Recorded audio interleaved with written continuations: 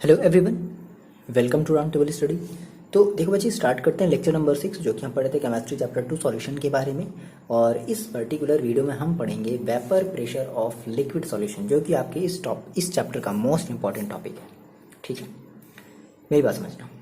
देखो, अभी तक हमने इसके पहले क्या पढ़ा था कि अगर मेरे पास कोई एक सॉल्यूशन होता था, सॉल्यूशन में हमने हमेशा बात करी है कि सॉल्यूशन में हमें क्या लेना है, हमें जो सॉल्वेंट लेना होता है वो हम लेते हैं लिक्विड। हमारे इस चैप्टर में तो यही है ना। हमें जो सॉल्वेंट लेना होता है वो हम क्या लेते हैं, वो हम लेते हैं लिक्विड। तो हमने ये देखा कि किस तरीके से लिक्विड में हम गैस को जब मिलाते हैं तो किस तरीके से वो हमने फिर हेनरीज लॉ पे हमने डिफाइन किया था कि अगर हम उसमें गैसेस को, अगर हम उसकी प्रेशर अगर इंक्रीज कर रहे हैं तो जो सॉलिबिलिटी होगी गैसेस की वो उस सॉल्वेंट में क्या हो जाएगी और इंक्रीज होगी। तो अभी हमने क्या किया कि अभी हम इस लिक्विड में हम क्या करते थे, हम किसी गैस को क्या करते थे, मिक्स करते थे। बट अब यहाँ पर देखो, जैसा नाम से ही लग रहा है vapour pressure of liquid solution. देखो, यानी कि आपके पास एक लिक्विड सॉल्यूशन तो है और उस लिक्विड सॉल्यूशन का हम क्या फाइंड आउट करने वाले हैं, हम फाइंड आउट करने वाले हैं वेपर प्रेशर। अब नाम से ही लग रहा है वेपर। वेपर का मतलब क्या है भाई? देखो, वेपर प्रेशर का मतलब क्या हो गया कि एक ऐसा प्रेशर जो वेपर के थ्रू क्रिएट किया जाए। अब वेपर जैसे ही आपसे बोला जाए तो वेपर की अगर हम आपसे बात करते तो वेपर के बारे में नाम सुनकर या फिर वेपर का अगर नाम सुन करके आपको क्या लगता है? आप सिंपल से आपको ऐसा समझना है कि मेरे पास कोई एक कंटेनर है, ठीक है, और इस कंटेनर में क्या भरी है, मान लो कोई एक वाटर भरी हुई है, वाटर भरी हुई है। अब क्या करोगे आप, इस वाटर को क्या करोगे, गर्म करोगे। तो अब इसके सरफेस पर जो भी वाटर मॉलिक्यूल्स होंगे, सरफेस वाले जो भी वाटर मॉलिक्यूल्स होंगे वो क्या करेंगे, वो अपने इस सरफेस को छोड़ करके भाग जाएंगे। मान लो अगर आप इसको ऐसे बंद कर दे रहे हो, पूरे इस कंटेनर को आपने बंद कर दिया, तो ये जो मॉलिक्यूल्स, अब ये जो वाटर के सरफेस पर था ये वैसे ऊपर उठ गया, मान लो यहाँ आ गया, ये वाला मॉलिक्यूल्स उठ करके यहाँ आ गया, ये अब वेपर के फॉर्म में है। तो अब इन वेपर्स के थ्रू भी अब इन वेपर्स के थ्रू जो भी आपका प्रेशर क्रिएट होगा उसी को हम क्या कहेंगे, वेपर प्रेशर कहेंगे, पर्टिकुलर लिक्विड सॉल्यूशन का। ठीक है, आपने कहा सर ठीक है लिक्विड सॉल्यूशन है, तो देखो हमें बेसिकली पढ़ना है बाइनरी सॉल्यूशन के बारे में। तो बाइनरी सॉल्यूशन का मतलब है कि आपके पास दो ही कंपोनेंट होने चाहिए, एक आपका सॉल्वेंट और एक आपका सॉल्यूट, है ना। आपके पास केवल दो कंपोनेंट होने चाहिए, एक सॉल्वेंट और एक ही सॉल्यूट होना चाहिए। तो फिलहाल हम एक सॉल्वेंट और एक ही सॉल्यूट की बात करें। मान लो आपने कहा कि मेरे पास अगर ये लिक्विड है, एक ये सॉल्वेंट है, तो हम इसमें किसी एक दूसरे लिक्विड को भी मिला सकते हैं या फिर किसी एक हम दूसरे सॉलिड को भी मिला सकते हैं। तो यहाँ से हम फिलहाल दो केसेस देखेंगे, बट मेरी बात समझते चलो। तो ये चीज़ पहले आपको फिलहाल समझ में आया कि what is vapour pressure of liquid solution, ठीक है ना। इसको आप बता सकते हो कि क्या है, यानी कि वेपर के थ्रू जो भी प्रेशर क्रिएट हो रहा है, जो भी प्रेशर एक्सर्ट हो रहा है पर्टिकुलर सॉल्यूशन में, उसी को हमने क्या कह दिया, पर्टिकुलर किसी टेम्परेचर पर, तो उसी को हमने क्या कह दिया, vapour pressure of liquid solution. आसान है। जैसे ही आपको वेपर प्रेशर का नाम समझ में आया तो आपको ये बस इमेजिन करना है कि जो यहाँ से वाटर के जो मॉलिक्यूल्स हैं, जो सॉल्यूशन के जो वेपर हैं, वो ऊपर हवा में क्या करने लगे, उड़ने लगे। जैसे कि आप जब घरों में जब खाना बनते हुए देखते हो, जैसे जब कुकर जब सीटी देती है या फिर समथिंग कुछ इस तरीके से होता है, तो कैसे वेपर जो है वो बाहर की तरफ भागने लगते हैं। तो समथिंग कुछ यहाँ पर भी वैसा ही आपको इमेजिन करना है। देखो, ये सारी की सारी चीज़ें बच्चे देखो इमेजिनेशन पर बेस्ड है, ठीक है। जैसे जैसे हम आपको इमेजिन करवाते चल रहे हैं वैसे वैसे आपको ये सारी चीज़ें सोचनी है। तो सिंपल, ये आपकी डेफिनेशन होगी क्या कि what is vapour pressure of liquid solution. तो vapour pressure of liquid solution is the pressure exerted by the vapour in the solution at a particular temperature. Okay, यहाँ तक तो ठीक ठाक है। अब यहाँ से एक मेरे को एक बात बताओ कि भाई देखो, किसी भी लिक्विड का जो वेपर है वो बनेगा कब बनेगा, जब हमारा जो सॉल्यूट है या जो सॉल्वेंट है वो कैसे नेचर का होना चाहिए, वोलाटाइल नेचर का होना चाहिए। तो यहाँ पे आपके पास एक कॉन्सेप्ट समझ में आया कि सर हमारा जो सॉल्यूशन है ना, सॉल्यूशन में कंटेन वन और मोर वोलाटाइल कंपोनेंट। अब इसका क्या मतलब, बात समझते हैं। देखो, यहाँ पे एक चीज़ इंपॉर्टेंट है, वोलाटाइल कंपोनेंट। आपने कहा सर हमें वेपर बनाना है, तो वेपर बनाने के लिए भाई आपको एक सॉल्यूशन बनाना पड़ेगा, एक ऐसा सॉल्यूशन बनाना पड़ेगा जो कैसा हो, जो जिसके पास एक या एक से ज़्यादा क्या हो, वोलाटाइल कंपोनेंट हो। वोलाटाइल का मतलब क्या होता है, वोलाटाइल का मतलब ऐसा होता है कि जो अपने स्टेट को आसानी से चेंज कर ले। जैसे आपने कहा सर वाटर क्या है वो इजीली क्या होता है वोलाटाइल हो जाता है ना। आप उसको हल्का सा गर्म करते हो या फिर हल्की सी अगर उसमें अगर सन की लाइट भी पड़ती है तो वो धीरे धीरे क्या होने लगता है, वो धीरे धीरे वोलाटाइल होने लगता है। ठीक है, तो यानी कि सॉल्यूशन में कम से कम कोई एक कंपोनेंट जो होना चाहिए वो आपके वोलाटाइल नेचर का होना चाहिए। समझ रहे हो, कोई भी एक कंपोनेंट या तो सॉल्वेंट या तो सॉल्यूट। अब इतनी बात पहले बताओ समझ में आ रही है कि सॉल्यूशन में कोई भी जो एक कंपोनेंट है वो वोलाटाइल नेचर का होना चाहिए। अगर वोलाटाइल नेचर का है तभी हमारा क्या बनेगा, वेपर प्रेशर बनेगा। वोलाटाइल नेचर का कोई है ही नहीं तो वेपर प्रेशर बन ही नहीं रहा है, क्या फायदा। समझ रहे हो मेरी बात। तो कोई भी एक जो कंपोनेंट है वो कैसा होना चाहिए, वोलाटाइल नेचर का होना चाहिए। कंपोनेंट का मतलब आपके पास बेसिकली दो कंपोनेंट होते हैं, या तो सॉल्यूट या तो सॉल्वेंट। तो या तो सॉल्यूट आपका क्या होना चाहिए, वोलाटाइल नेचर का होना चाहिए, या फिर आपका जो सॉल्वेंट है वो वोलाटाइल नेचर का होना चाहिए। पहली चीज ये आपको समझ में, अच्छा वोलाटाइल नेचर का सर होना चाहिए।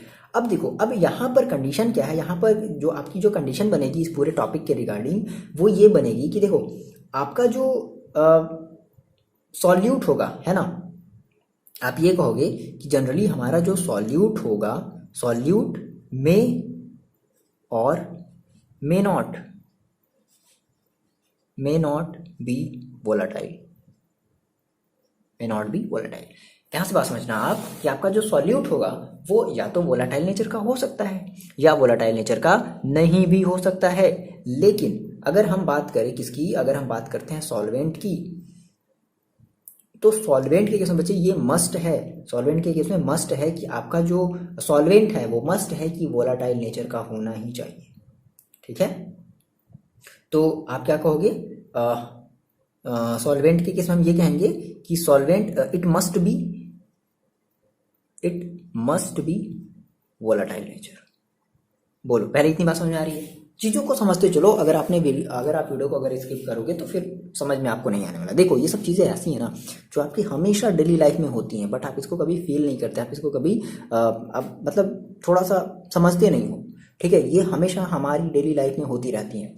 ठीक है, तो मैंने आपसे कहा सर कि अगर हमें वेपर बनाना है किसी भी लिक्विड का, किसी भी सॉल्यूशन का, तो मेरे पास कंडीशन क्या है कि मेरे पास कोई भी जो एक कंपोनेंट है वो वोलाटाइल नेचर का होना चाहिए। वोलाटाइल का मतलब क्या है कि मे बी उसकी जो स्टेट है, उस सॉल्यूशन का जो स्टेट है वो आसानी से बदल जाए, मतलब आसानी से वो वेपर में कन्वर्ट हो जाए। अब इसके लिए हमारे पास दो कंडीशन है। क्या, तो कंडीशन पहली ये समझ में आई कि जो आपका जो सॉल्यूट होना चाहिए, आप किसी भी लिक्विड में अगर आप किसी भी सॉल्यूट को अगर मिला रहे हो तो वो जो सॉल्यूट होगा वो मे बी वोलाटाइल नेचर का हो सकता है या फिर मे बी वोलाटाइल नेचर का नहीं हो सकता।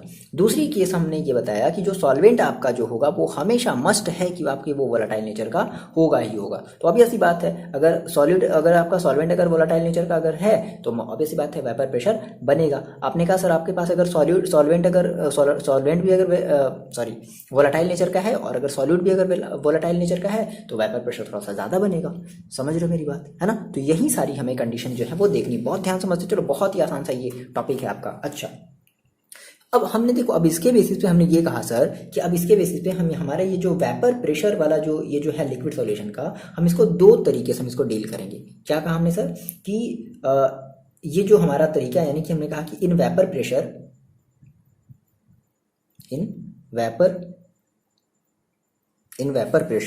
ऑफ लिक्विड सॉल्यूशन, ठीक है, there are to cases.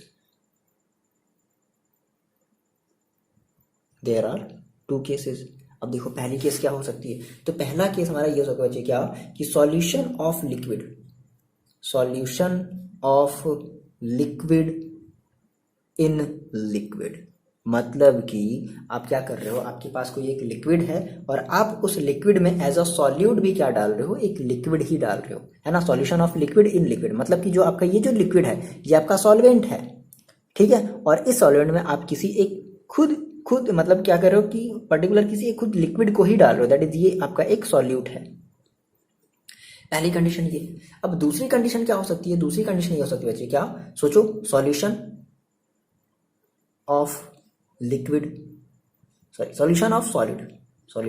Solid in liquid. अब इसमें क्या हुआ कि अब आपके पास यहाँ पर जो लिक्विड है वो एज ए एक सॉल्वेंट तो है, बट आपको अब जो सॉल्यूट लेना है वो अब आप लिक्विड ना लेकर के क्या लोगे, आप वो एक सॉलिड लोगे ना। तो ये आपकी दो कंडीशन है, ठीक है। तो हम बारी बारी से डिस्कस करेंगे। फर्स्ट कंडीशन देन उसके बाद हम बात करेंगे सेकेंड कंडीशन की। ठीक है, तो बेसिकली इस वीडियो में हम केवल और केवल बात करेंगे फर्स्ट कंडीशन की, solution of liquid in liquid solvent. Clear है? स्टार्ट किया जाए। तो आपकी हेडिंग आप लगा लो अपनी टॉप कॉपी में, solution of liquid in liquid solvent. देखो ध्यान समझते चलना, वीडियो को स्किप नहीं करना। वीडियो को अगर आप स्किप करोगे तो फिर कोई भी चीज़ समझ में आने वाली नहीं है। ठीक है, बहुत आसानी से ये चीज़ है, बहुत आसानी से इसको समझने वाले हैं। ओके, स्टार्ट करते हैं। आप हेडिंग लगा लो।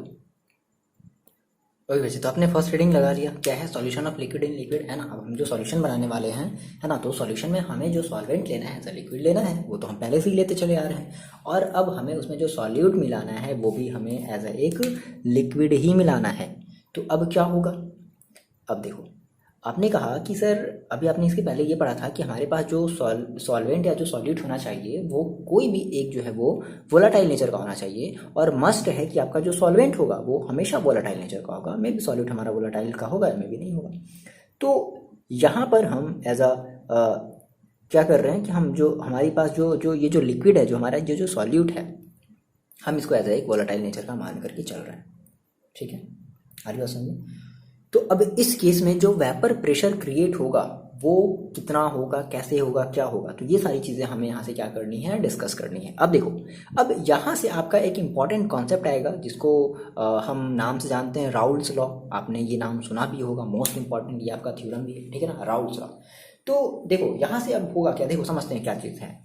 तो मान लो आपने कहा सर मेरे पास कोई कंटेनर था और उस कंटेनर में हमने क्या कर लिया, हमने सॉल्वेंट एज अ लिक्विड भर लिया और हमने उसमें एज अ लिक्विड हमने कोई एक दूसरा सॉल्यूट हमने उस कंटेनर में डाल दिया। ठीक है, तो आपका जो सॉल्यूशन बना वो कैसा बना, एक बाइनरी सॉल्यूशन बना। तो फर्स्ट ऑफ ऑल आपने क्या कहा कि सर मेरे पास क्या है, बाइनरी सॉल्यूशन। क्या है मेरे पास? एक, ध्यान समझते चलो, बहुत आसान ये टॉपिक है। मेरे पास क्या बच्चे, एक बाइनरी सॉल्यूशन है। ठीक है, अब बाइनरी जो सॉल्यूशन है वो कैसे नेचर का बाइनरी सॉल्यूशन, क्या कहते हैं हम कि बाइनरी जो सॉल्यूशन है वो कैसा है, इज वोलाटाइल इन नेचर। जो बाइनरी सॉल्यूशन है वो कैसे नेचर का भाई, वो वोलाटाइल नेचर का। तो वोलाटाइल का मतलब आपको समझ में आ रहा है? अब यहाँ पे कंफ्यूजन आपको तो नहीं ना हो रहा है कि वोलाटाइल का मतलब क्या है सर? ठीक है ना, ओके, स्किप नहीं करना आपको वीडियो। ओके देखो, तो आपने कहा सर बाइनरी सॉल्यूशन है और क्या है वो, वोलाटाइल नेचर का है। अच्छा, अब क्या होगा कि अब अगर ये वोलाटाइल नेचर का है तो इसके जो भी हमारे कंपोनेंट होंगे वो क्या करेंगे, है ना, वो कंपोनेंट क्या करेंगे, एक वेपर प्रेशर क्रिएट करेंगे। एक वेपर, पहले प्रेशर नहीं हम बात करते हैं, हम पहले बात करेंगे कि उन्होंने एक वेपर क्रिएट किया। ठीक है, तो हम क्या कहेंगे, देखो, ठीक है, देखो, अगर ये कंपोनेंट अगर आपके एक वोलाटाइल नेचर के हैं, है ना, कंपोनेंट का मतलब क्या, सॉल्वेंट और सॉल्यूट। तो अगर ऐसा है भाई, so they will form a vapour, है ना, तो क्या करेंगे, वो एक वेपर बनाएंगे। भाई वोलाटाइल नेचर का है तो वेपर बनाएंगे एबव द सॉल्यूशन। सॉल्यूशन के ऊपर क्या बनेगा, वो एक वेपर का एटमॉस्फेयर बनेगा। ठीक है, अब इस वेपर की वजह से, मेरी बात समझना, अब इस वेपर की वजह से क्या उस सॉल्यूशन पर एक प्रेशर क्रिएट होगा, समझ रहे हो? उस सॉल्यूशन पर क्या होगा, एक वेपर, उस वेपर की पर्टिकुलर वो जो भी वेपर बन रहा है इन दोनों कंपोनेंट की वजह से, तो उन वेपर्स की वजह से क्या होगा, सॉल्यूशन पर एक प्रेशर क्रिएट होगा। ठीक है, अब ध्यान समझो यहाँ से बात। अब ये जो वेपर की ये जो प्रेशर है, मतलब कि कितना वेपर बन रहा है, मेरी बात समझना। आपने कहा सर कि देखो, आपने कहा सर वेपर बन रहा है, अब उस वेपर की वजह से क्या होगा, सॉल्यूशन पर एक प्रेशर एक्सर्ट होगा। ठीक है, अच्छा, अब कितना प्रेशर एक्सर्ट होगा, तो ये डिपेंड करेगा किस पर, कि भाई मेरा वेपर कितना बना है। जितना ज़्यादा वेपर होगा उतना ही ज़्यादा हमारा प्रेशर होगा। अच्छा, अब ये सर वेपर किस पर डिपेंड करेगा, मेरी बात समझ रहे हो? अब ये वेपर किस पर डिपेंड करेगा, आपने कहा कि जो, ऐसे समझो, मैंने कहा सर कि मेरे पास जो वेपर है, ठीक है, उस वेपर की वजह से क्या क्रिएट होगा, इस वेपर की वजह से एक प्रेशर क्रिएट होगा। इस वेपर की वजह से एक प्रेशर क्रिएट होगा। अच्छा, अब जितना ज़्यादा अमाउंट में अगर वेपर बन रहा है उतना ही ज़्यादा क्या होगा, आपका ये प्रेशर भी क्या होगा, बढ़ेगा। ठीक है, लेकिन आप मेरे को ये बताओ कि ये जो वेपर है ये किस पर डिपेंड करेगा। ठीक है, तो ये जो वेपर है बच्चे, ये वेपर डिपेंड करेगा आपका मोल फ्रैक्शन ऑफ कंपोनेंट्स। ये किस पर डिपेंड करेगा कि उस पर्टिकुलर कंपोनेंट की मोल फ्रैक्शन कितनी है, उस पर डिपेंड करेगा। जितना ज़्यादा मोल फ्रैक्शन होगा पर्टिकुलर कंपोनेंट का, उतना ही ज़्यादा क्या होगा, वेपर क्रिएट होगा, और जितना ज़्यादा वेपर क्रिएट होगा उतना ही ज़्यादा प्रेशर बनेगा। इतनी बात समझ में आ रही है? पहले समझ रहे हो? इतनी बात आपको समझ में आ रही है क्या? अब यहाँ से देखो, अब यहाँ से चीज़ें आपको एकदम आसानी समझ में आएंगी। तो आपने कहा सर मोल फ्रैक्शन है, और मैंने आपको पहले की वीडियो में बहुत सारी बार मैंने आपको बताया है क्या, बहुत सारी बातें मैंने आपको बताई मोल फ्रैक्शन से रिलेटेड क्या, कि किसी भी सॉल्यूशन का मोल फ्रैक्शन कितना होता है बच्चे, 1 होता है। किसी भी सॉल्यूशन का मोल फ्रैक्शन कितना होता है, 1 होता है। इसका मतलब है कि मान लो अगर आपने कहा सर मेरे पास अगर एक है सॉल्वेंट और प्लस है मेरे पास क्या, सॉल्यूट, और ये सॉल्वेंट प्लस सॉल्यूट मिलकर के क्या बनता है, आपका एक सॉल्यूशन बनता है। और हमने कहा कि इस पूरे सॉल्यूशन की जो मोल फ्रैक्शन वो कितनी है, 1 है। और अगर मैं आपसे कहूँ कि अगर इस सॉल्वेंट की अगर मान लो मोल फ्रैक्शन अगर हम 0.6 लेते हैं, तो सॉल्वेंट की आपको कितनी लेनी पड़ेगी, 0.4 लेनी पड़ेगी। अब जैसे जैसे आप इसकी अगर देखो, जैसे जैसे इस सॉल्वेंट की मोल फ्रैक्शन अगर आप बढ़ाते जाओगे, तो वैसे वैसे इसकी और क्या होती जाएगी, कम होती जाएगी। जैसे मान लो आपने कहा सर अगर हम इसकी 0.7 ले लें, तो अब इसकी हमें क्या लेनी पड़ेगी, 0.3 लेनी पड़ेगी। ऐसे तो होता था। अगर आप इसकी धीरे धीरे अगर आप कम करते जाओगे, तो इसकी मोल फ्रैक्शन क्या होती जाएगी, ऑटोमेटिकली बढ़ती जाएगी। समझ लो, ये बात आप पहले ध्यान रखना, ये बात ठीक है। तो सर मान लेते हैं, मैंने कहा सर मेरे पास 2 कंपोनेंट हैं। कितने कंपोनेंट है, बात में समझो, 2 कंपोनेंट है। तो हम ये लेट कर लेते हैं क्या कि कंपोनेंट में से ये लेट कर लेते हैं। अब देखो यहाँ से आपका डेरिवेशन स्टार्ट है, ठीक है ना। लेट कंपोनेंट फॉर्मूला, यहाँ से फॉर्मूला आने वाला है, कंपोनेंट इंपॉर्टेंट है, ठीक है। Let component having mole fraction, let component having mole fraction कितना मान लिया जाए, x1 एंड x2। एनसीईआरटी आपका x1 और x2 मानता है, तो हम भी x1 और x2 मान करके ही चल रहे हैं, ठीक है ना, एनसीईआरटी के अकॉर्डिंग। अब देखो हमने मान लिया कि भाई मेरे पास कोई एक सॉल्यूशन था, उस सॉल्यूशन में हमारे पास 2 कंपोनेंट थे, और उन दोनों कंपोनेंट फर्स्ट वाले की हमने मान लिया x1 मान लिया, और सेकंड वाले का हमने कंपोनेंट कितना मान लिया, सॉरी मोल फ्रैक्शन जो है वो कितना मान लिया, x2 मान लिया। अच्छा, अब फिर ये भी मान लेते हैं कि लेट, अब इन मोल फ्रैक्शन की वजह से जो प्रेशर हमारा जो क्रिएट हो रहा है ना, वो मान लेते हैं क्या कि प्रेशर क्या कहेंगे हम इसको, पार्शियल प्रेशर कहेंगे ना, पार्शियल प्रेशर क्या कहेंगे, पार्शियल प्रेशर ऑफ कंपोनेंट, ठीक है। पार्शियल प्रेशर ऑफ कंपोनेंट 1, मान लो कि जो हमारा जो 1 वाला जो कंपोनेंट है वो उसका कितना है, वो मान लो P1 है, ठीक है। और similarly partial pressure of component 2, जो 2 वाला जो कंपोनेंट है उसकी जो पार्शियल प्रेशर है वो कितनी है, P2 है, स्मॉल p2, ठीक है। मतलब देखो पार्शियल प्रेशर का क्या मतलब है, मान लो आपने कहा कि सर मेरे पास कोई एक सॉल्यूशन था, और उस सॉल्यूशन में हमारे पास 2 कंपोनेंट थे। तो फर्स्ट वाले कंपोनेंट की जो पार्शियल वो मान लो कि एग्जैक्टली वो मान लो P1 जो है वो प्रेशर एक्सर्ट कर रहा है, सेकेंड वाला जो कंपोनेंट है वो P2 प्रेशर एक्सर्ट कर रहा है। तो आप मेरे को ये बताओ कि उस ओवरऑल सिस्टम का, उस ओवरऑल सॉल्यूशन का जो प्रेशर होगा वो कितना होगा, P1 plus P2 according to Dalton's law. आपने यही तो पढ़ा है। तब क्या कहोगे, आपका जो टोटल प्रेशर हम जो मान लेते हैं, लेट हम ये कर लेते हैं क्या कि जो टोटल प्रेशर है, total pressure of total vapour pressure हम बात कर लेते हैं, है ना, total vapour pressure, total vapour pressure कितना मान लेते हैं, इक्वल टू मान लेते हैं P टोटल।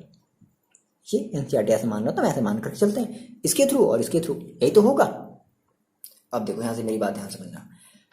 अब क्या हुआ कि एक आपके केमिस्ट आए, है ना, और उनका अगर शॉर्ट नेम कहो तो राउल्स, है ना, और उनका अगर पूरा नाम कहो तो है फ्रैंकोइस मार्टे राउल्स, है ना। सिंपल आपको राउल्स नाम याद रखना है, राउल्स लॉ, ओके। तो एक केमिस्ट है ना, राउल्स, उन्होंने ये कहा, अब उन्होंने देखो उन्होंने क्या किया कि इन जो आपकी जो मोल फ्रैक्शन थे और ये जो आपका जो पार्शियल प्रेशर था पर्टिकुलर कंपोनेंट का, है ना, तो उन्होंने इसके बीच और इसके बीच एक रिलेशन स्टैब्लिश किया। अब आप कहो सर ये रिलेशन तो हमने एक और जगह पढ़ा था, बताओ नाम क्या था, हेनरीज। अब यहाँ पे थोड़ा सा डिफरेंस समझना। देखो तो राउल्स ने क्या कहा कि देखो किसी भी सॉल्यूशन का, अगर हमारा सॉल्यूशन कैसा हो, वोलाटाइल नेचर का हो, अगर उस सॉल्यूशन में कैसे लिक्विड्स भरे हुए हों, वोलाटाइल लिक्विड्स अगर भरे हुए हों, तो उन वोलाटाइल लिक्विड की वजह से क्या होगा, एक वेपर क्रिएट होगा, और वो वेपर क्या करेगा, एक प्रेशर एक्सर्ट करेगा। समझ रहे हो, वो वेपर क्या करेगा, एक प्रेशर एक्सर्ट करेगा।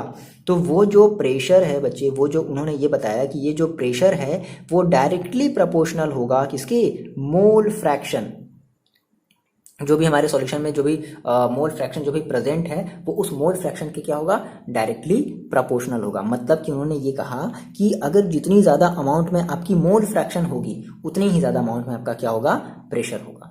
जितना कम आपका मोल फ्रैक्शन होता जाएगा वह उतना ही कम आपका क्या होता जाएगा, प्रेशर भी उतना ही कम होता जाएगा। तो क्या हम इसी चीज़ को एज ए देखो एक स्टेटमेंट के थ्रू लिख लेते हैं, समझ में आया? यही उनका स्टेटमेंट था, समझ रहे हो कि अगर जितनी ज़्यादा अमाउंट में आपकी मोल फ्रैक्शन होगी उतना ही ज़्यादा क्या होगा, प्रेशर होगा। पार्शियल प्रेशर, समझ रहे हो? पार्शियल प्रेशर किस पर डिपेंड करेगा, मोल फ्रैक्शन पर, पर्टिकुलर कंपोनेंट के मोल फ्रैक्शन पर पार्शियल प्रेशर आपका क्या करेगा, डिपेंड करेगा। ठीक है, कब, कौन सी केस में, आपका जो लिक्विड होना चाहिए वो कैसा होना चाहिए, वोलाटाइल नेचर का होना चाहिए। ठीक है ना। लेकिन अगर आप थोड़ा सा कंपेरिजन करो अपने हेनरीज लॉ वाले से, तो हेनरीज ने ऐसा कुछ नहीं कहा था। वहां पे उसने ऐसा नहीं बोला था कि हमारा जो लिक्विड है वो वोलाटाइल नेचर का है। वहां पर हम प्रेशर बाहर से दे रहे थे, लिक्विड में हम प्रेशर बाहर से की तरफ से, हम बाहर से अंदर की तरफ दे रहे थे ताकि हमारा जो गैस है वो आसानी से डिसॉल्व हो जाए। बट यहाँ पर ऐसा नहीं है, यहाँ पर आपकी जो लिक्विड है वो खुद ही क्या क्रिएट कर रही है, वो खुद ही एक कह सकते हो कि आप वो प्रेशर क्रिएट कर रही है, समझ रहे हो? तो इसी चीज को देखो हम लिख लेते हैं। देखो जी, बहुत ही ऑब्वियसली उन्होंने बात करी है ना, ये सब सारी बातें हम लोग जानते हैं, बस हमने इनको अभी फील नहीं किया ना। उन्होंने यही कहा भाई कि for a solution of volatile liquid, अगर एक सॉल्यूशन है और उस सॉल्यूशन में कोई भी एक ऐसा लिक्विड जो वोलाटाइल नेचर का है, या फिर दोनों के दोनों हमारे जो कंपोनेंट है वो दोनों अगर वोलाटाइल नेचर के हैं, तो क्या होगा, the partial vapour pressure of each component, यानी कि अगर हम बात करें कि एक कंपोनेंट कितना प्रेशर क्रिएट कर रहा है, दूसरा कंपोनेंट कितना प्रेशर क्रिएट कर रहा है, तो वो जो प्रेशर है, जो पार्शियल वेपर प्रेशर है, वेपर याद रखना, वेपर क्यों, क्योंकि हमारा लिक्विड वोलाटाइल नेचर का है, जिसकी वजह से हमारा जो कंपोनेंट है वो एज एक वेपर में कन्वर्ट हो रहा है, उसके कुछ पार्ट वेपर में कन्वर्ट हो जा रहे हैं। तो उन्होंने ये कहा कि जो partial vapour pressure of each component of solution is directly proportional to its mole fraction. ठीक है भाई, मोल फ्रैक्शन जिसकी ज्यादा होगी, पार्शियल प्रेशर उसका ज्यादा होगा पर्टिकुलर सॉल्यूशन में। तो यही बात उन्होंने क्या कह दिया, स्टेटमेंट दे दिया, जिसकी वजह से उनका नाम हो गया, हम उनका नाम एज याद रख रहे हैं क्या, राउल्स लॉ, समझ रहे हो? तो ये उनका स्टेटमेंट था। कितना आसान था, ये सब बातें हम लोग जानते हैं ना भाई। मोल फ्रैक्शन बढ़ाओ, ऑब्वियस सी बात है, तो उसका पार्शियल प्रेशर क्या होगा, बढ़ेगा, पर्टिकुलर कंपोनेंट का पार्शियल प्रेशर बढ़ेगा। ठीक है, इतनी बात आपको समझ में आ रही है? अब देखो, अब हम ये मान करके चले कि मान लो हमने कहा सर फॉर फर्स्ट कंपोनेंट की अगर हम बात करते हैं, मैंने कहा सर मेरे पास दो कंपोनेंट हैं, तो हम फर्स्ट कंपोनेंट की बात कर लें अगर, तो फर्स्ट कंपोनेंट में देखो, अगर हम ये कह लें क्या, अगर हम ये वाला अगर रूल अगर अप्लाई करना चाहें फर्स्ट कंपोनेंट में, तो हम क्या कहेंगे sir, P1 is directly proportional to X1, ये कहेंगे, या P1 यहाँ से डायरेक्टली प्रोपोर्शनल का सिंबल हटेगा और इक्वल का सिंबल लगेगा और यहाँ पर एक कांस्टेंट आएगा P1 नॉट। ठीक है, अच्छा ये आपका x नहीं है, ये आपका क्या, ये आपका वही है काई, मैंने आपको जो बताया था ना, क्या कहते थे इसको, काई, स्टाइलिश x। ठीक है, तो आपका ये जो P1 है वो क्या होगा, जो P1 होगा वो क्या होगा, यहाँ पे आपने ये जो प्रोपोर्शनल का सिंबल है भाई वो आपने हटाया और हटा करके आपने P1 नॉट लगाया। अब ये P1 नॉट क्या, इसके बारे में थोड़ा सा हम जानते हैं। देखो ये जो आपका P1 नॉट है, यहाँ पे आप यहाँ पे ये चीज लिख लो क्या, कि वेयर P1 नॉट, देखो ये बेसिकली है क्या, is the vapour pressure of pure component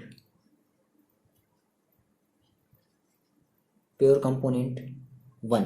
मान लो अगर हमने 1 की बात कर रहे हैं, मान लो अगर हम फर्स्ट कंपोनेंट ले रहे हैं, तो हम ये फर्स्ट कंपोनेंट का हम क्या बताएंगे, हमारा वेपर। देखो बच्चे ध्यान समझना, यहाँ पे ये आपका जो P1 है ये आपका पार्शियल वेपर प्रेशर है, मतलब ये किसके, ये जो है ये पर्टिकुलर वो जो कंपोनेंट है वो क्रिएट कर रहा है, ये पर्टिकुलर कंपोनेंट क्या कर रहा है, क्रिएट कर रहा है। लेकिन ये जो आपकी जो P1 नॉट है, या आपकी इसको जो भी आप इसको पढ़ो P1 नॉट, आप जिसको आप ये जो कह रहे हो, ये आपकी केवल और केवल क्या है, वेपर प्रेशर है। तो जब भी आपको क्वेश्चन में दिया रहेगा तो ये ध्यान रखना कि पार्शियल वेपर प्रेशर बोला है या केवल और केवल वेपर प्रेशर बोला है, ये बात आपको ध्यान में रखनी है।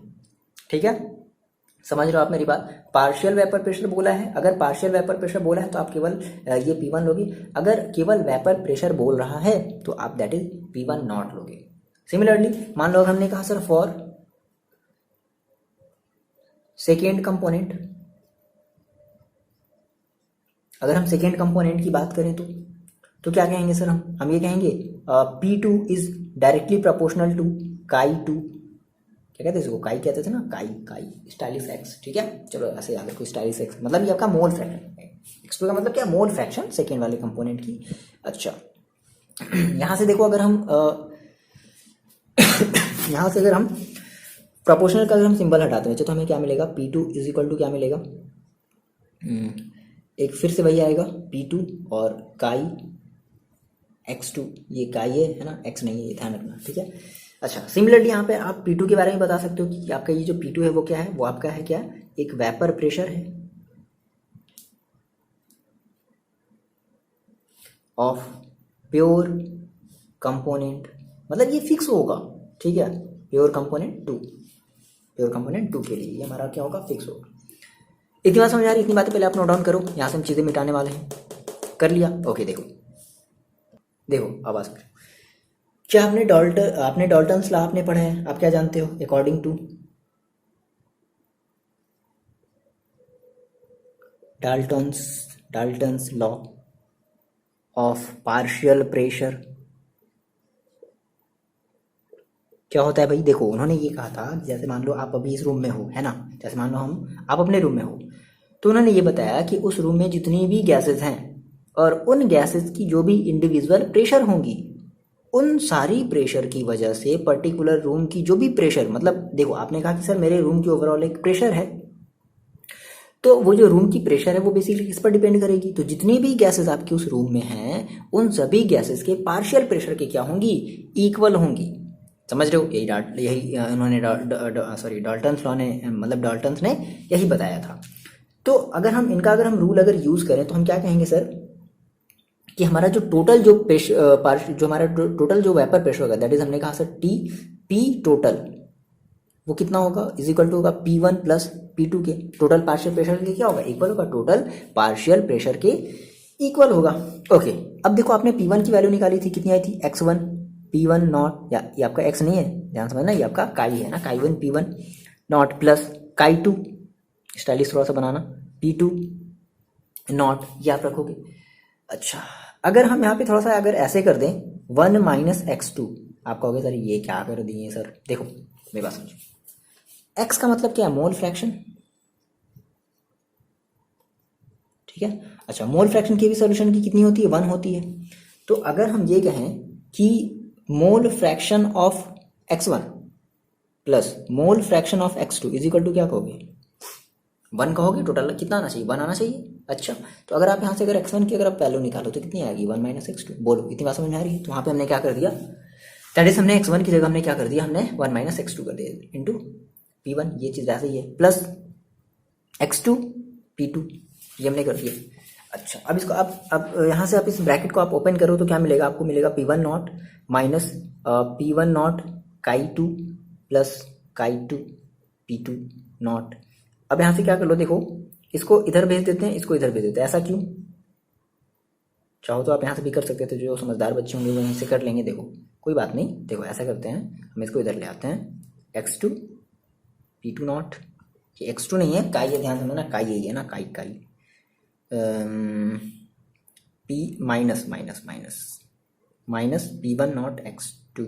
अब यहाँ से क्या कर लो, x2 यहाँ से कॉमन आपको दिख रहा है, तो प्लस आप यहाँ से x2 कॉमन ले लो, दैट इज काई2 आपने यहाँ से कॉमन ले लिया, तो क्या बचा आपके पास, P2 not minus P1 not, ये आपका आया P टोटल। ये इंपॉर्टेंट फॉर्मूला आपको याद रखना है, इसके बेसिस पे बहुत ही सिंपल सा, बहुत ही आसान सा बच्चों वाला यहाँ से न्यूमेरिकल आपके लिए यहाँ से मिलेगा, ध्यान रखना, ठीक है ना। यहाँ पे आपको ये ध्यान रखना है कि आपका ये जो P1 है वो आपका पार्शियल प्रेशर नहीं है ना, ये पर्टिकुलर हमारे प्योर कंपोनेंट का क्या है, वो हमारा प्रेशर दिया गया है, ठीक है। इतनी बात समझ में आ रही है आपको।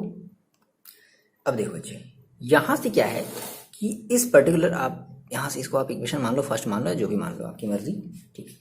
अब क्या हुआ, देखो यहाँ से बेसिकली 3 रिजल्ट निकाले गए, कितने रिजल्ट निकाले गए, 3। देखो ये सब बेसिकली एक्सपेरिमेंटली बेस्ड है, ठीक है ना, पर्टिकुलर गैसेस को लिया गया, उसके ऊपर एक्सपेरिमेंट किया गया, ये सारी वैल्यू बताई गई, ऐसी चीज़ें हुई, तो ये सारे एक्सपेरिमेंटली किए गए, नॉलेज दे दिया गया, आपके पास पहुँचा दिया गया। अब आपकी मर्जी, आप एक्सेप्ट करो या ना करो, आपको अगर लगता है नहीं ये तो गलत है, फिर आप अपना खुद का एक्सपेरिमेंट सेटअप करो, कर सकते हो ऐसा तो करो, ठीक है ना। आप कुछ नया चीज़ बनाओ, आप बताओ नहीं ये तो कुछ और है, ये तो ऐसा नहीं है, मतलब जो भी आप कर सकते हो, समझ लो।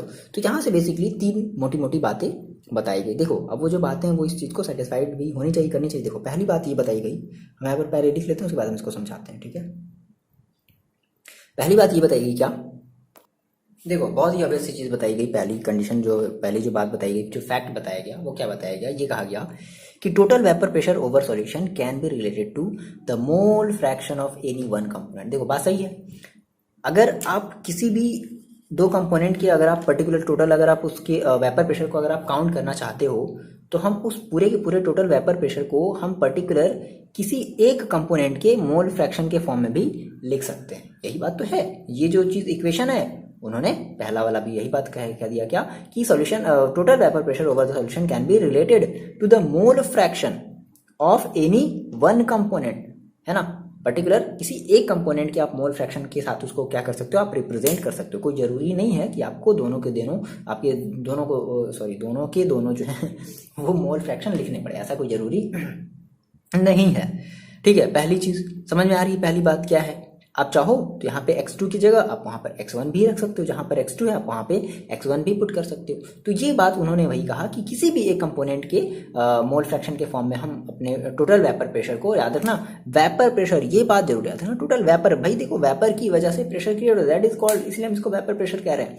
ठीक है, तो वेपर की वजह से क्या हो रहा है, जो प्रेशर हम ठीक है, पहली बात आपको समझ आई कि पर्टिकुलर हम किसी एक कंपोनेंट के मोल फ्रैक्शन के फॉर्म में हम इसको लिख सकते हैं। अब यहाँ से दूसरी बात समझना, देखो बच्चे दूसरी बात ये बताई गई क्या कि जो टोटल वेपर प्रेशर होगा किसी भी सॉल्यूशन का, है ना, varies linearly with mole fraction of component two. मतलब कि अगर हम एक ग्राफ ड्रॉ करेंगे, जैसा कि अभी हम आगे अभी इस चीज़ को भी हम ग्राफ के थ्रू भी समझेंगे, जैसा कि हम अगर ग्राफ ड्रॉ करेगा, ठीक है, मतलब किसी भी वेपर प्रेशर का मतलब पर्टिकुलर हम मान लो अगर जैसे हमने कंपोनेंट 2 के अगर मान लो हम मोल फ्रैक्शन से अगर हम अपने टोटल वेपर प्रेशर को अगर हम फाउंड कर रहे हैं, तो ये देखा गया कि अगर हमने एक ग्राफ ड्रॉ किया किसके किसके बीच में, मोल फ्रैक्शन, है ना, और वेपर प्रेशर के बीच में, तो जो ग्राफ मिला वो हमें एक लीनियर ग्राफ मिला। दैट इज हमें इसका मतलब क्या है कि मतलब हर पॉइंट पर जो वैल्यू है वो कैसे मिलती जा रही है, वो कॉन्स्टेंट वैल्यू मिलती चली जा रही है।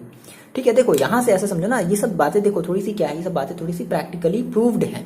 ठीक है, तो इन जिस वजह से थोड़ा सा यहाँ पे आपको थोड़ी सी बातें समझने में प्रॉब्लम हो सकती है, मतलब ये प्रूव्ड है प्रैक्टिकली, आपको इसे बस समझ लेना है, समझ लो। अच्छा, एक और बात यहाँ से बताई गई क्या, देखो ये सारे जो 3 कंडीशन ये मोस्ट इंपॉर्टेंट है, पूछ सकते हैं एग्जाम में कि ऐसा क्या कंक्लूजन है जो हम इस vapour pressure of liquid solution में जो हमने ऑब्टेन किया, कौन से ऐसे कंक्लूजन हमने ऑब्टेन किए। तो ये सारी बातें आपसे एग्जाम में पूछ सकता है, 1 नंबर का, या फिर मान लो अगर बहुत ज़्यादा नंबर का पूछेगा 2-3 नंबर का, तो ये पूरा का पूरा बोल देगा कि ये बताओ solution of liquid in liquid, या फिर vapour pressure of liquid solution. तो ऐसे भी ये हेडिंग करके बोल सकता है, समझ रहे हो आप मेरी बात।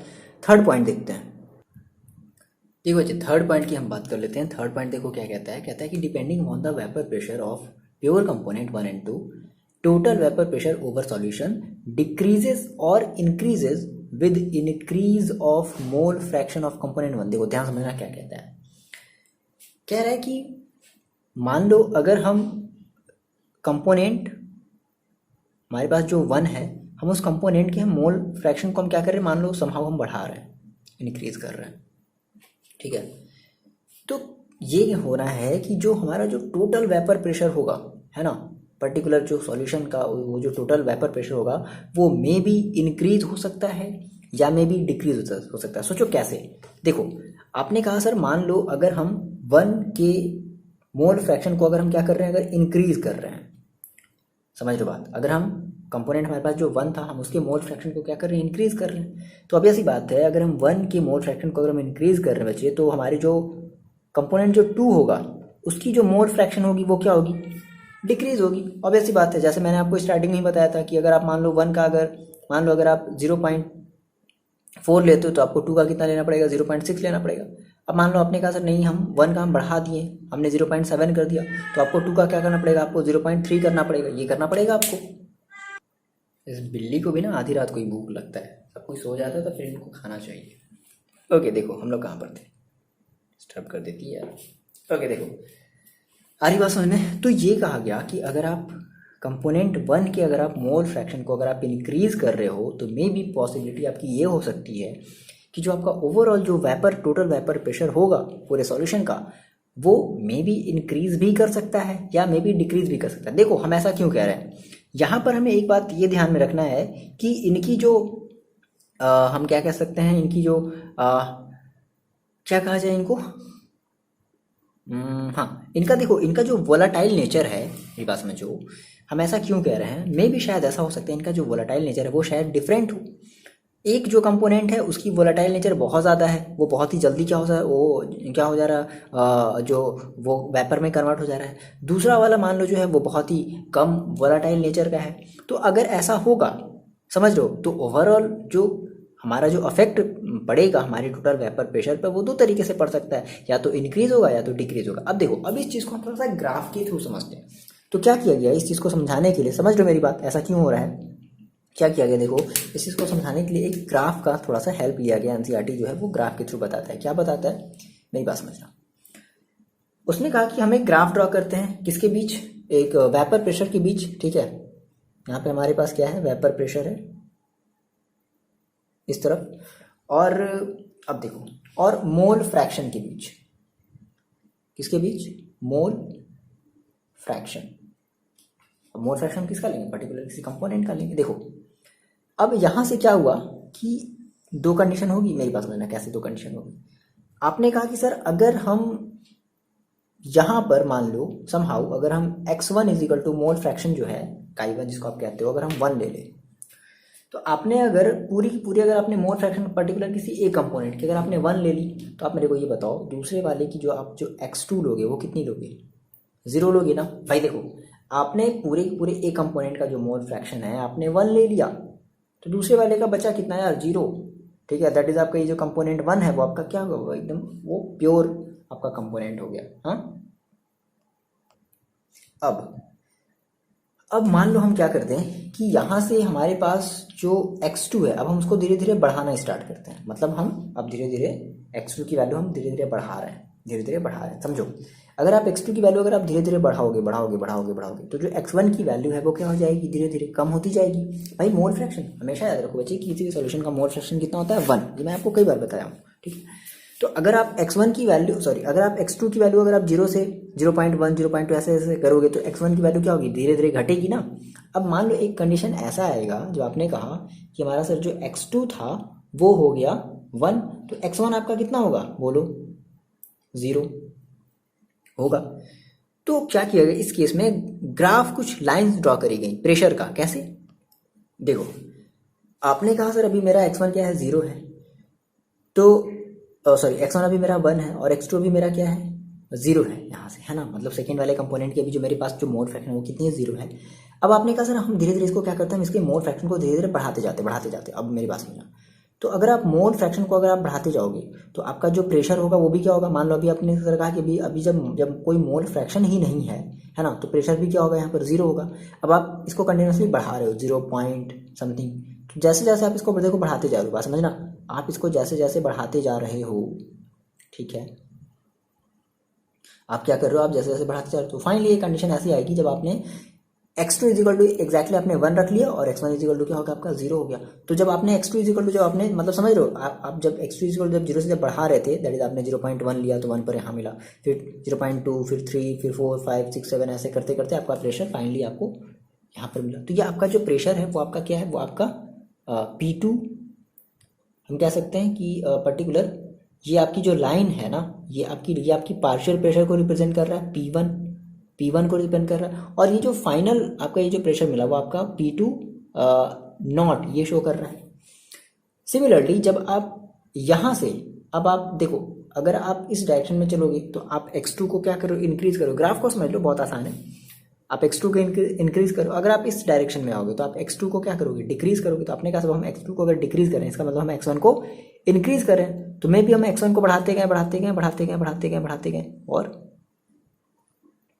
हम जब x1 जब यहाँ पर पहुंचे तो उसमें हमारी जो प्रेशर, ये जो लाइन हमारा जो शो हो रहा था, ये हमारा ये हमारा P2 रहेगा ना, ये हमारा P2 रहेगा, ठीक है, और ये हमारा P1 शो करेगा।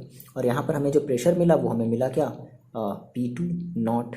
देखो अब आप यहाँ पे थोड़ा सा ये दिमाग लगाओ कि सर आप ऐसा क्यों किए, यहाँ पर ये चीज़ यहाँ पर नीचे है, ये चीज़ ऊपर है।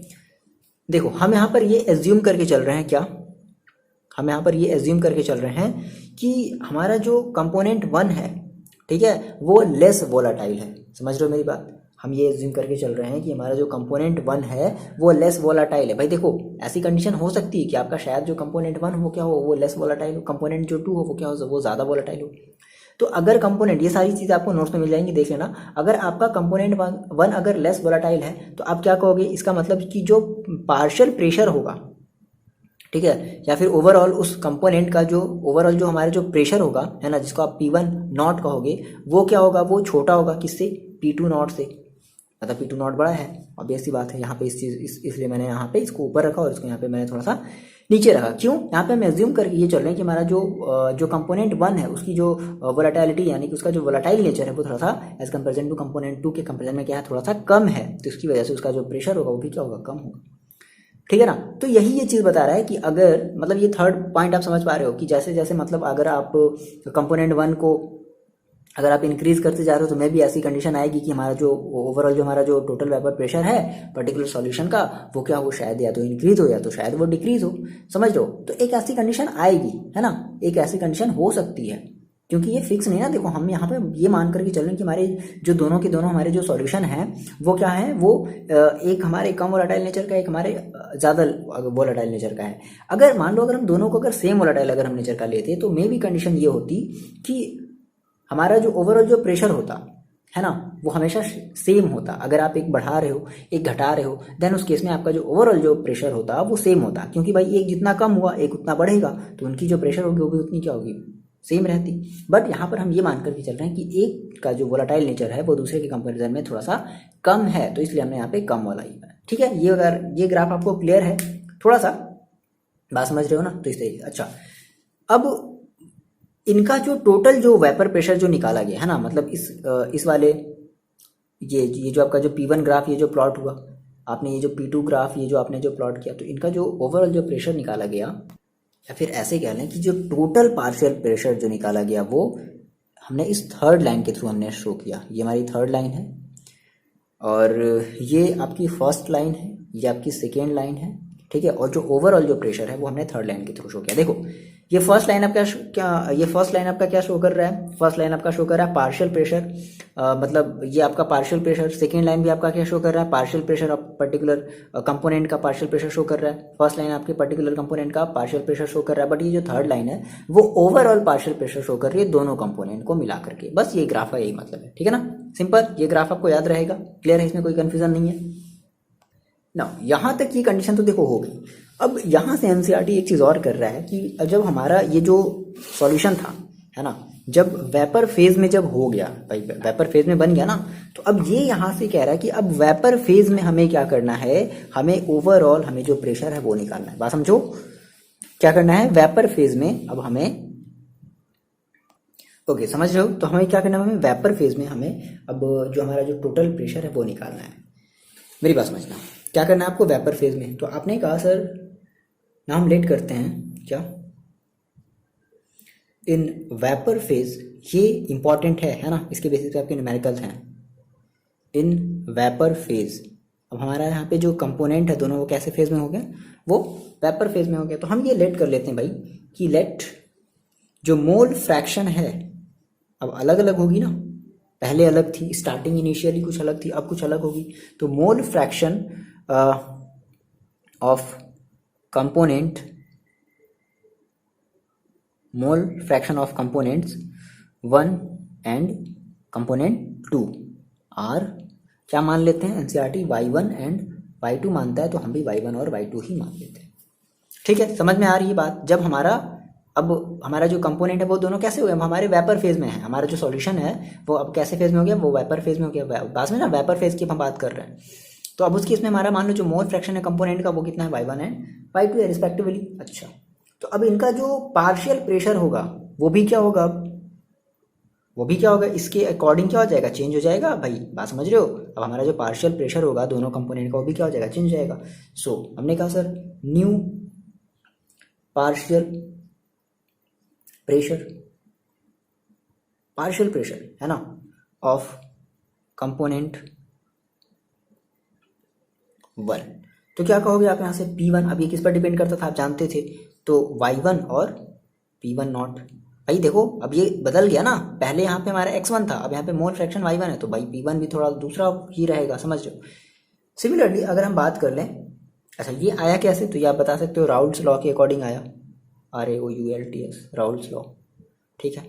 सिमिलरली अगर हम बात कर लें P2 के लिए, तो P2 इजिकल टू देखो कितना हो जाएगा y2 और P2 नॉट, ठीक है। ये भी हमारे किसके अकॉर्डिंग आया, राउल्ट्स लॉ के अकॉर्डिंग आया।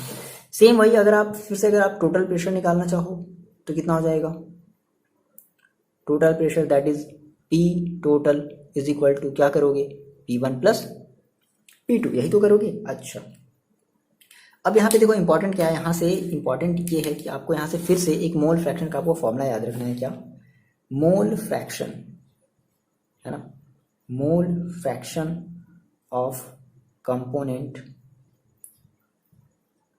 ए। मान लो आप ए का अगर कंपोनेंट निकालना चाहते हो, ए के कंपोनेंट का क्या निकालना चाहते हो, मोल फ्रैक्शन निकालना चाहते हो, किसमें, कौन से फेज में, इन वेपर फेज, ये इंपॉर्टेंट है, इन वेपर फेज। तो उस केस में आपका जो फॉर्मूला हो जाता है बच्चे वो देखो याद रखो, तो आपने वेपर फेज में आपने कितने जो मोल फ्रैक्शन आपने क्या माना है, y1 माना, that is y1 is equal to, है ना, क्या हो जाएगा, देखो अगर हम बात करें वेपर फेज की, तो वेपर फेज में हमारे क्या होंगे, प्रेशर होंगे, प्रेशर तो हम क्या कहेंगे, हम कहेंगे P1 upon P1 plus P2, बस ये फॉर्मूला आपको याद रखना है, ठीक है।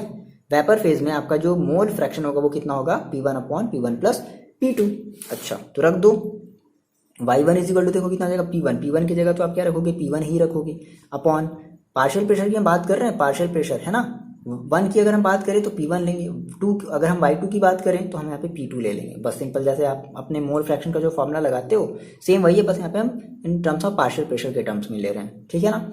अच्छा तो P1 प्लस P2 की जगह देखो हम कितना रख सकते हैं, हम रख सकते हैं P टोटल, ठीक है। सो फाइनली यहाँ से आपका जो P1 है ना, वो कितना मिलेगा, that is partial pressure of component first जो है वो आपका कितना मिलेगा, y1 इंटू P टोटल, ठीक है। सिमिलरली अगर हम बात करें कंपोनेंट 2 की,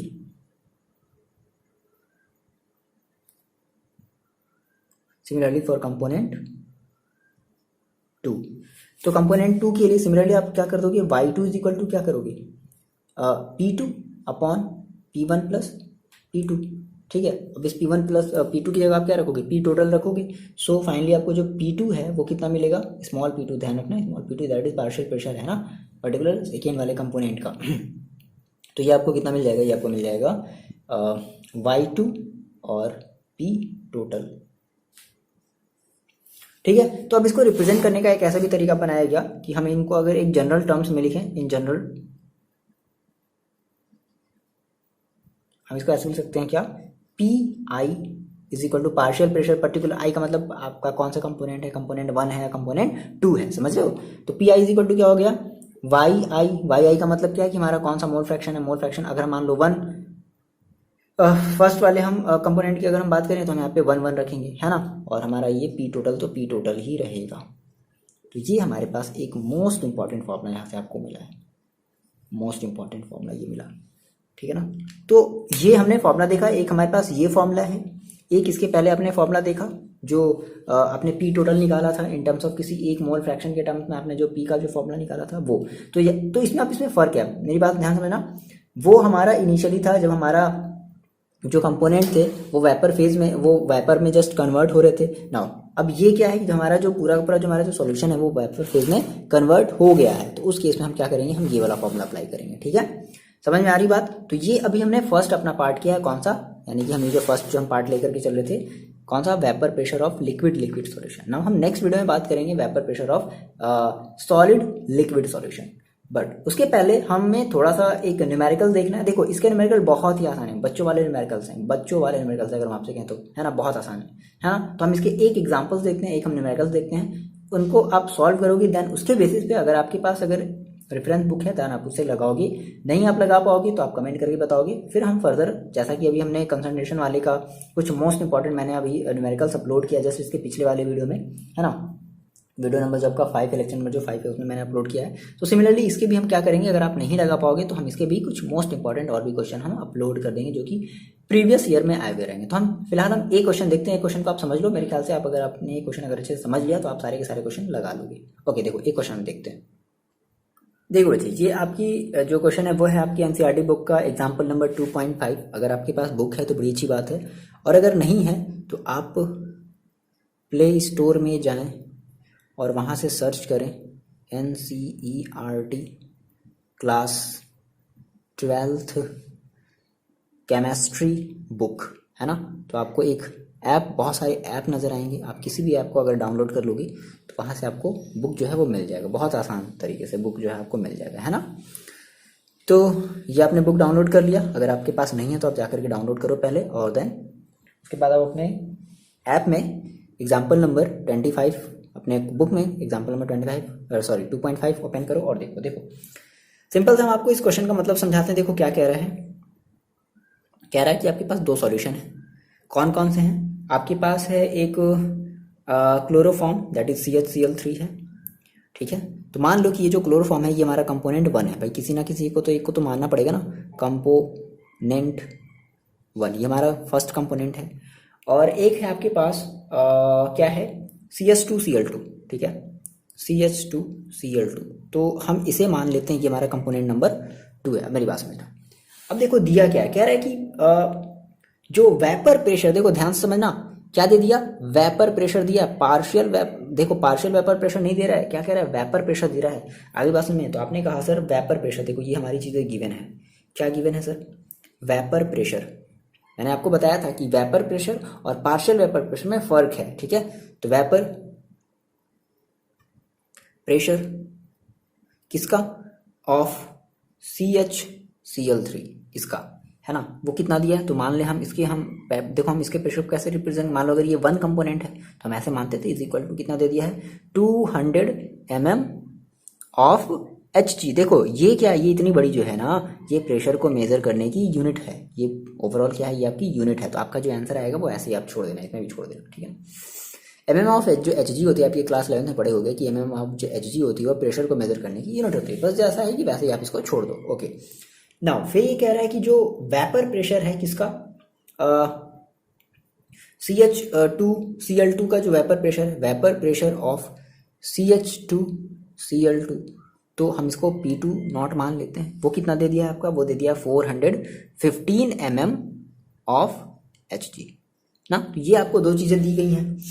फिर कह रहा है कि मास दे दिया गया है किसका, मास ऑफ CHCl3, ठीक है, कितना दे दिया गया है, 25.5 ग्राम। ओके, नाउ मास ऑफ, फिर ये किसका दे दिया, CH2Cl2 का भी दे दिया है, कितना दे दिया, 40 ग्राम, ठीक है।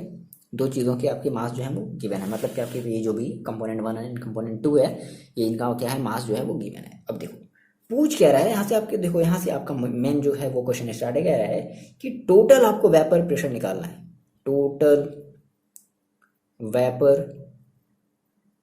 Pressure of solution. ये फर्स्ट चीज आपको निकालनी है। दूसरी चीज देखो जो निकालनी है वो क्या निकालनी है, mole fraction of each component. और एक यहां पे वर्ड बोल रहा है क्या, इन वेपर फेज में निकालना है। यानी कि अभी हमने जो लास्ट वाला जो हमने टॉपिक जो कवर किया था ना, ये आपका जो क्वेश्चन है वो इसी से रिलेटेड है, ठीक है। चलो हम बात करते हैं फर्स्ट ऑफ ऑल अपने फर्स्ट क्वेश्चन की बात करते हैं। देखो फर्स्ट क्वेश्चन क्या कह रहा है कि total vapour pressure of solution. मेरी बात समझना, total vapour pressure of solution. तो क्या आप टोटल वेपर प्रेशर का फॉर्मूला जानते हो? हम बात करते हैं फर्स्ट की। हाँ सर हमें पता है, आपने बताया था कि जो पी टोटल होता है वो होता है P1 not plus P2 not minus P1 not और इंटू X2। देखो आपको P1 नॉट पता है, आपको P2 नॉट पता है, आपको P1 नॉट पता है, पता क्या नहीं भाई, X2 नहीं पता। X2 का मतलब क्या, mole fraction of second component, mole fraction of second component. तो फर्स्ट ऑफ ऑल हम क्या निकाल लें, we need to find mole fraction of second component. So simple, जब भी आप हमेशा देखो न्यूमेरिकल करना, सबसे पहले आप अपने फॉर्मूले को लिखो ताकि आपको पता चल जाए कि एग्जैक्टली हमारे पास क्या है और क्या नहीं है। तो आपने कहा सर हम X2 निकाल लेते हैं। सो तो x2 निकालने के लिए देखो, x2 निकालने के लिए, x2 आपका क्या है, x2 आपका मोल फ्रैक्शन है। तो मोल फ्रैक्शन निकालने के लिए सबसे पहले आपको क्या निकालना पड़ता है, नंबर ऑफ मोल्स निकालने पड़ते हैं। किसके, number of moles of particular component 2 के अपॉन टोटल मोल्स ऑफ मतलब दोनों कंपोनेंट के आपको निकालने पड़े। जैसे मोल कंपोनेंट भाई, जैसे मोल फ्रैक्शन आप निकालते थे, तो आपको मोल फ्रैक्शन निकालने से पहले आपको निकालना पड़ेगा क्या, मोल्स ऑफ किसका,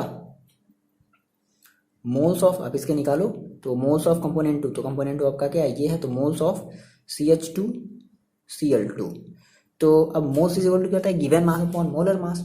ओके, तो गिवन मास देखो कितनी है 40 अपॉन मोलर मास देखो कितनी है, तो मोलर मास आप इसकी कितनी रखोगे, सेम वही सारी चीजें, सी की वैल्यू, एच की जो एटॉमिक मास है वो रखोगे, क्लोरीन की जो एटॉमिक मास है वो रखोगे, तो ओवरऑल आपका जो मोलर मास आएगा इस CH2Cl2 का वो आएगा 85। ठीक है, आप इसको सॉल्व करोगे तो कितना आ जाएगा 0.47 मोल। ठीक, लेकिन हम ऐसे तो डायरेक्टली मोल फ्रैक्शन नहीं निकाल सकते, हमें मोल फ्रैक्शन निकालने के लिए हमें दूसरे वाले कंपोनेंट का भी क्या निकालना पड़ेगा, नंबर ऑफ मोल्स निकालना पड़ेगा। तो आपने कहा सर मोल्स ऑफ क्या, CH3, सेम वही given mass upon molar mass. तो गिवन मास हमारे पास कितनी है 25.5 अपॉन CH3 की जब आप मोलर मास निकालोगे तो ये आपकी कितनी आएगी, आपकी आएगी 119.5 इज इक्वल टू, इसको सॉल्व करोगे कितना आएगा 0.213 मोल। ठीक है, ये आपने इसके मोल्स निकाले, आपने इसके मोल्स निकाले। अब बात समझो, आपको क्या चाहिए, आपको चाहिए मोल फ्रैक्शन चाहिए ना, तो आपने कहा सर क्या, मोल फ्रैक्शन, आपने कहा मोल फ्रैक्शन ऑफ किसका, CH2Cl2। ऐसे तो रिप्रेजेंट करते हैं मोल फ्रैक्शन को, याद आया। तो mole fraction is equal to क्या होता है, mole fraction is equal to होता है moles of CH2Cl2 upon moles of CH2Cl2 plus moles of CH3, यही तो करोगे। अच्छा, वैल्यू रख दी जाए तो देखो कितना है,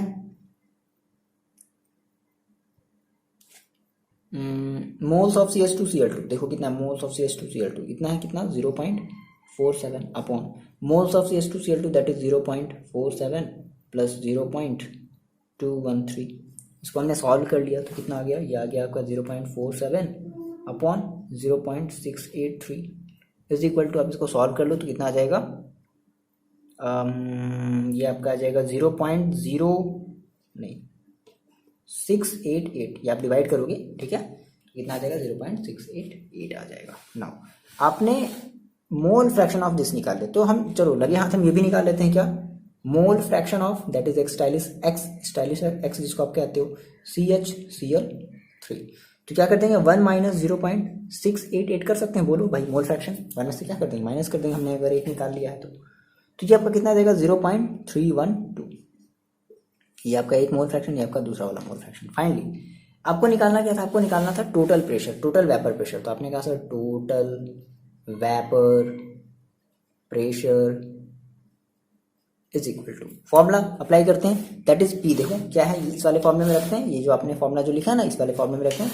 तो आपने कहा सर P1 नॉट, तो P1 नॉट की देखो वैल्यू कितनी दी गई है 200, फिर प्लस P2 की वैल्यू कितनी है 415 माइनस 200 इंटू, फिर क्या हमें रखना है x2 की देखो वैल्यू कितनी है, x2 का मतलब क्या है, ये चीज, x2 का मतलब क्या, ये चीज अपने पास, आपने जो सेकंड कंपोनेंट माना है कौन सा, तो इसकी वैल्यू कितनी आई है 0.688। आप इसे सॉल्व कर लो, जो भी आएगा वो आपका आंसर हो जाएगा। समझ रहे हो, है ना, कितना आ जाएगा आपका ये एनसीईआरटी में देखो, ये सारी चीज़ें आपको सॉल्व करनी पड़ेंगी। ठीक है ना, तो ये जो इसकी जो वैल्यू है वो आपकी कितनी आई है, कहाँ गया भाई, कहाँ गया, ओके 347.9 mm ऑफ Hg। ये ध्यान से में रखना, लास्ट में ये जरूर लगाना होगा आपको, है ना। mm ऑफ Hg का मतलब क्या, प्रेशर की यूनिट। ओके, तो ये आपने फर्स्ट चीज निकाल ली, क्या, टोटल वेपर प्रेशर। नाउ हम बात कर लें अपने सेकेंड वाले पार्ट की बात कर लें। इस चीज को हम पहले मिटाते हैं, ये टोटल वेपर प्रेशर आपको ध्यान में रखना है। ठीक है, मिटा दिया जाए। देखो जब हमें इसकी जरूरत पड़ेगी। ओके, देखो आपने कहा सर हमें निकालना है mole fraction of each component in vapour phase. हम अपने सेकेंड वाले पार्ट की बात कर रहे हैं, वेपर फेज की बात हो रही है, ध्यान रखना है वेपर फेज। जैसे ये वर्ड आपको समझ में आया, दिखाई दे वेपर फेज, तुरंत सावधान हो जाना। अच्छा वेपर फेज की कंडीशन, ठीक। तो वेपर फेज में देखो आपने क्या कहा था, वेपर फेज में आपने ये कहा था क्या कि हमारे पास एक फॉर्मूला आया था क्या, Y I is equal to partial pressure है ना अपॉन पी टोटल। तो हमें पी टोटल तो पता है, अब ये वाई आई का मतलब क्या है। तो मान लो कि अगर हम आई की जगह मान लो अगर हम फर्स्ट कंपोनेंट लेते हैं, कौन सा कंपोनेंट लेते हैं, अगर हम फर्स्ट कंपोनेंट लेते हैं तो फर्स्ट कंपोनेंट का मतलब हमें क्या रखना पड़ेगा, वाई, मतलब हमें ये निकालना है वाई, मतलब वाई आपका क्या मोल फ्रैक्शन है, that is Y CHCl3 is equal to P I. अब पी आई का मतलब क्या आपको लेना पड़ेगा, पार्शियल वेपर प्रेशर, समझ रहे हो, पार्शियल वेपर प्रेशर ऑफ किसका CHCl2 है ना अपॉन पी टोटल। तो आपको पता है, तो आपको क्या निकालना है, आपको निकालना है partial vapour pressure of CHCl2, आपको ये निकालना है, ये आपको चीज चाहिए। अब मेरे पास सर कैसे निकाला जाए, PCHCl2 that is partial vapour pressure of first component, समझ रहे हो, partial vapour pressure of first component. तो आपने कहा सर हमें एक फॉर्मूला पता है क्या, PCHCl2 इज इक्वल टू क्या कहेंगे, देखो राउल्स लॉ के अकॉर्डिंग हम क्या जानते हैं भाई, हम जानते हैं मोल फ्रैक्शन है ना, that is CHCl3 into vapour pressure है ना, टोटल हमारा जो वेपर प्रेशर है दैट इज हम इसको कहते थे P1, ठीक है। तो इज इक्वल टू देखो कितना है, तो समझ रहे हो, डायरेक्टली हम यहाँ पर ऐसे कर सकते हैं, यहाँ पर हम इसको ऐसे रख दें क्या, CHCl3 और into P1 not upon P total, समझ गए। तो पी टोटल देखो समझ मतलब बात मेरी समझ में आ रही है ना, ये चीज़ आप समझ पा रहे हो ना, ऐसे करना है। तो आपने यहाँ से कहा सर हम इसकी वैल्यू रख देते हैं कितनी, तो देखो इसकी वैल्यू कितनी आई है, CH3Cl की वैल्यू कितनी है 0.312 इंटू P1, देखो P1 नॉट की देखो वैल्यू कितनी है 200 अपॉन पी टोटल देखो आपका कितना आया था, पी टोटल आपका आया था 347.9, ठीक है। अब इसको सॉल्व कर लो कितना आ जाएगा, ये आपका आ जाएगा 0.18। ये फर्स्ट वाले का आपका क्या आया, मोल फ्रैक्शन आया, जब हमारी जो कंडीशन है वो किसमें कन्वर्ट हो गई है, हमारे वो वेपर फेज में हम बात कर रहे हैं। वेपर फेज में हमने फर्स्ट वाले का हमने क्या कर लिया, मोल फ्रैक्शन निकाले ना। बात कर लें सिमिलरली Y2 की बात कर ले है ना, Y2, तो Y2 के लिए आप क्या कहोगे, आप ये कहोगे P2 अपॉन पी टोटल कहोगे।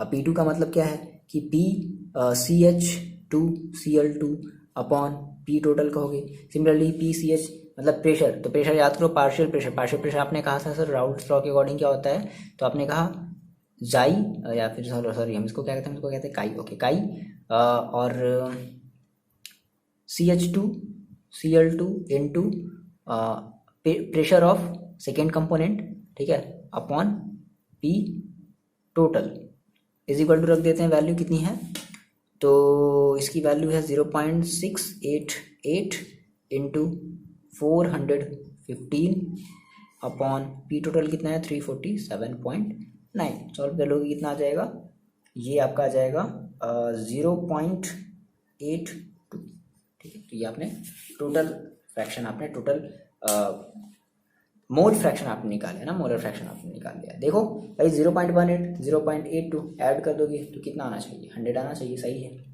तो इस तरीके से अपना आंसर भी चेक कर सकते हो। क्लियर है इतनी बात, बताओ।